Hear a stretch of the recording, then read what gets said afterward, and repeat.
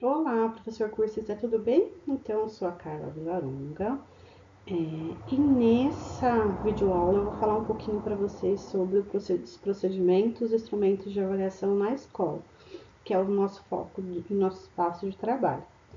Para isso, eu me baseei num material que foi publicado pelo MEC em 2006, que vai falar sobre avaliação e identificação das necessidades educacionais especiais, né? Que era um pouco do da forma de direcionar que a gente falava anteriormente. O texto vai falar sobre avaliação como parte essencial do fazer pedagógico e vai destacar que que existe uma relevância nos instrumentos e procedimentos escolhidos para esse processo avaliativo. Então, vocês vão ver que circula, principalmente hoje que a gente tem acesso à rede social, um número grande de instrumentos para poder a gente fazer essa avaliação educacional, né, sobre o nosso fazer pedagógico e, no caso de vocês, sobre o atendimento educacional especializado. Então, a gente precisa entender um pouco quais desses instrumentos a gente vai utilizar e em alguns municípios ou na rede estadual ou na rede privada fazendo esse direcionamento com o que está sendo previsto para ser utilizado na rede. Então, existem os instrumentos padronizados disponíveis no mercado, alguns são gratuitos, alguns são pagos, alguns só podem ser aplicados, por exemplo, por psicólogos, não por professores de educação especial. Então, a gente precisa entender qual que é o instrumento que a gente vai utilizar e com qual objetivo que ele deve ser utilizado. A gente vai precisar ver quais são os critérios, porque alguns têm uma limitação em relação ao uso pedagógico, né? Eles são mais para a área de saúde, para a área clínica, para a área desse atendimento individualizado feito pelo serviço de saúde, mas que eles não se adequam às nossas necessidades do espaço educacional. Também é estimulado a construção de instrumentos próprios, aí podem ser instrumentos seus enquanto professor ou instrumentos escolares. Você vai ver que eu coloquei aqui nesse módulo vários instrumentos para vocês terem acesso e para vocês conhecerem.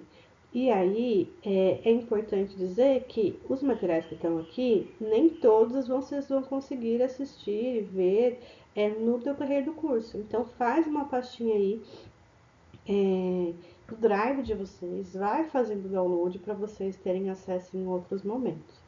Então dá para vocês construírem diários, relatórios, fichas com indicadores, pensando especificamente aí no objetivo de vocês e do que está sendo proposto em relação ao atendimento educacional especializado que vocês fazem pela perspectiva do espaço que vocês atuam, né, da profissão que vocês atuam.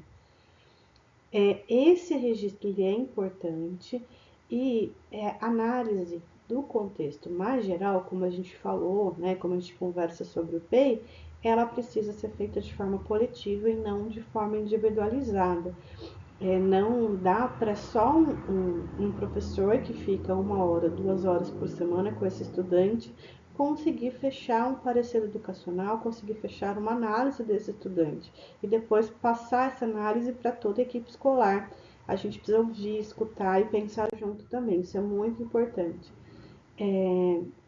Esses instrumentos, esses questionários, muitos deles são oriundos e são pensados para a coleta de dados de pesquisa, então a gente precisa entender como a gente vai transpor isso para um contexto da prática da escola e não só pegar e fazer a família, o estudante ficar cansado de tanto preencher documento, de tanto preencher, responder pergunta, né, de tanto fazer avaliação. A gente tem que fazer articulação com o currículo, com a série e com o contexto aí social.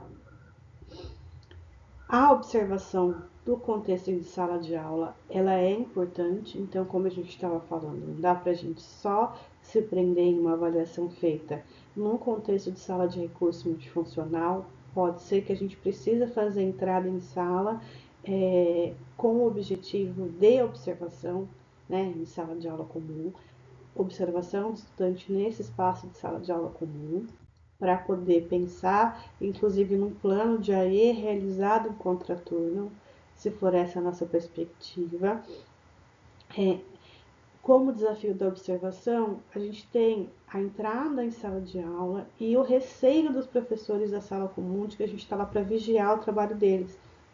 Então, isso tem relação com um pouco da cultura colaborativa escolar, que a gente já falou um pouquinho na disciplina anterior, e com os desafios de ser quebrado, né?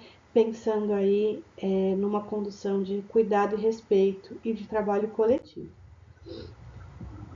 A observação não precisa ficar restrita à sala de aula, então ela pode incluir o recreio, a merenda, a entrada e saída dos estudantes da escola, também é importante.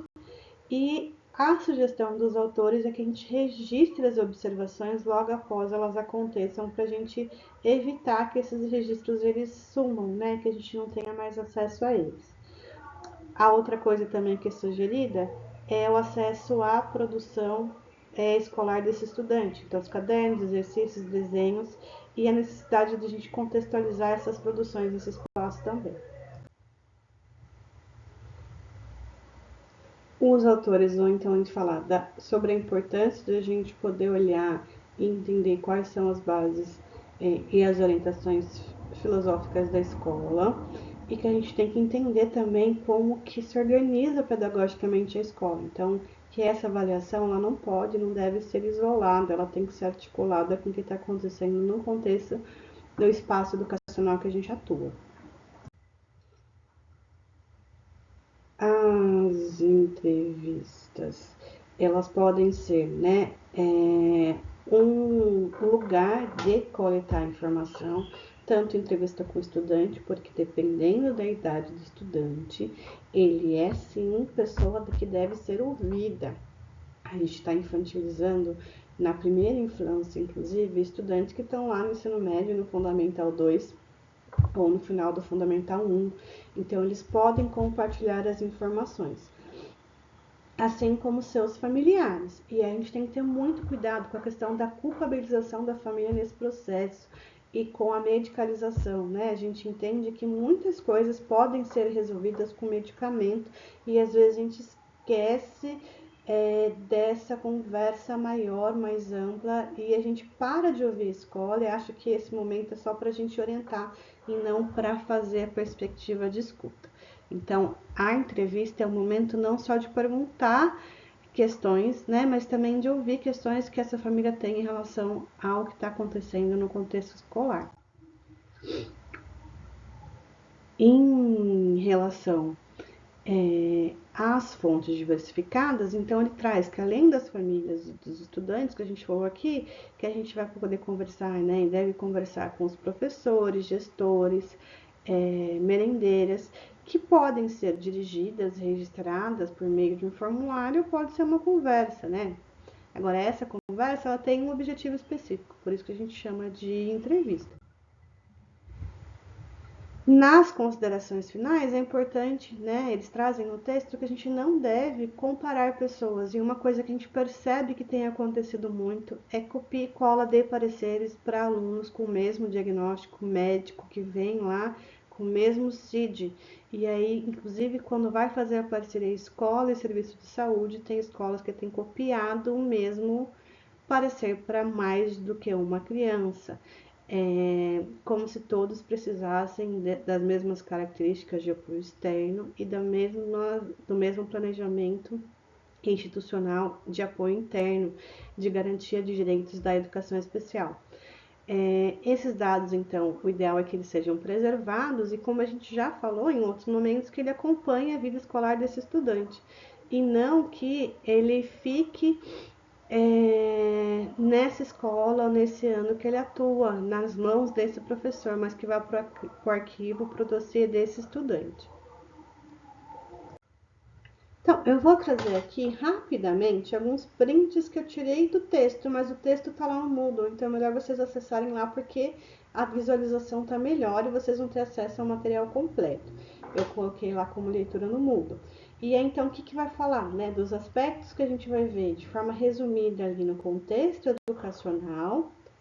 Depois, ele passa no que a gente vai ver em relação às características dos estudantes, fechando, então, na questão mais ampla, que é a questão social, a questão familiar. acessem o material, porque ele conversa inclusive com a próxima aula, que também tem a parte da avaliação biopsicossocial, que pode ajudar aí a gente montar esse olhar e a gente tentar fazer uma avaliação do contexto escolar, tá bom? Espero que vocês tenham gostado demais dessa videoaula. Estou por aqui, tanto aqui nos bastidores da disciplina, junto com os professores tutores, quanto nos nossos dias de plantão e atividade síncrona, que não é obrigatória, mas estou aqui para responder as dúvidas e para impulsionar esse movimento de vocês, ok? Então, até daqui a pouquinho, tá? Quando vocês forem assistir a próxima videoaula. Um abraço e tchau, tchau!